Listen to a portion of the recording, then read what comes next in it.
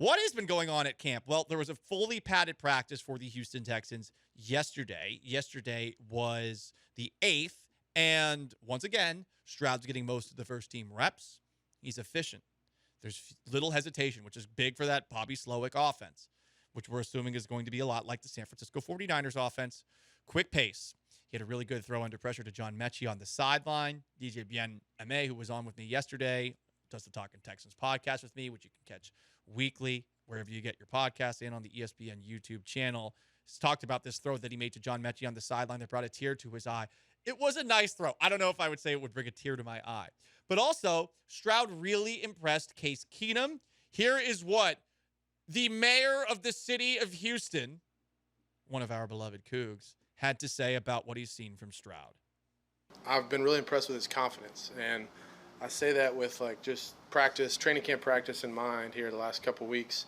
It hadn't been perfect from any of us. We all want plays back, decisions back, reps back, but some of his best plays came after a mistake. And I think his confidence, his unwavering mindset of just trying to get better, trying to put the team in the best possible situation, the ball where it needs to go, with a lot of pressures. I've never been drafted as high as he was. I've never been drafted. So I don't know, some of the pressures that go on there and other things that he's dealing with. So I've been very impressed with his unwavering focus on getting better every day and his confidence in that. So he's done a great job. I really like Case Keenum. I'm very happy that he's had the career in the NFL that he's had, that he's been able to keep fighting and stick in the league for, what are we talking about now, 10 plus years? It's been really amazing, especially considering he was at the University of Houston for, 20 years? Did feel like he was there for at least 6. Could be wrong on that because I know there was an injury along the way. But it felt like Keenum got a lot of extra eligibility. And it's great that he's back here in Houston. I used to hate his fans, though. This is before I jumped on the Cougs wagon. Because his fans, during the time of UH rising to prominence and Tom Herman leading the charge and Ed Oliver being there was a moment in time where UH football fans in particular were really insufferable. And I used to be annoyed by them, but not by Case Keenum. So I'm wondering if we have some audio. I guess Case Keenum was doing some work for our station. We were getting some audio from him, and he tried to pronounce my name, Sean.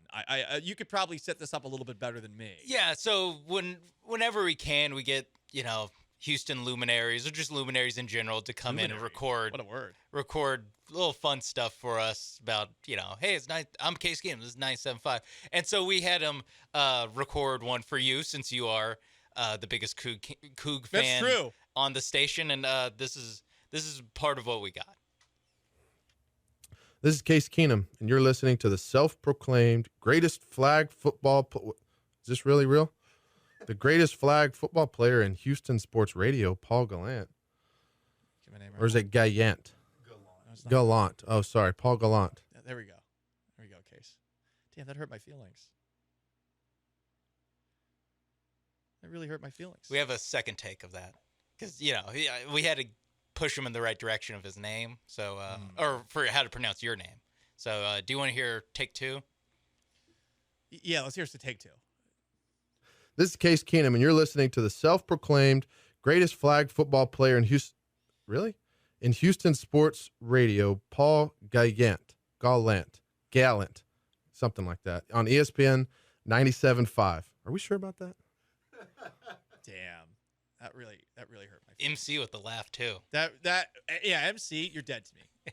You picked on. He wasn't. His mic wasn't on. He picked MC. it off You know off what? I see how it is. They're playing Killer Bee promos during the bench instead of my promos, and you're dead to me. You are dead to me until I go into your office today and I act like none of this actually happened. By the way, other things that happened at Texans Training Camp yesterday, Will Anderson is wrecking shop. He beat Laramie Tunsil for a tackle for a loss on Dameon Pierce. He was even dropping back in coverage, which is interesting because from the sound of things, it sounded like you were going to see Will Anderson lined up at that wide 9 position, which essentially means that he is going to line up outside of the tight end, which gives him free reign to just run straight up field at the quarterback. But now they're asking him to do a little bit more complicated stuff. We all know that Anderson at Alabama was thought to be like one of the leaders of that program. Great signs that we're hearing about Will Anderson. A lot of hype. You got to take it all with a grain of salt. because it is happening largely in shorts. But it was a very competitive day yesterday, and I'm excited to see this Texans team kick off the preseason tomorrow night against the Patriots.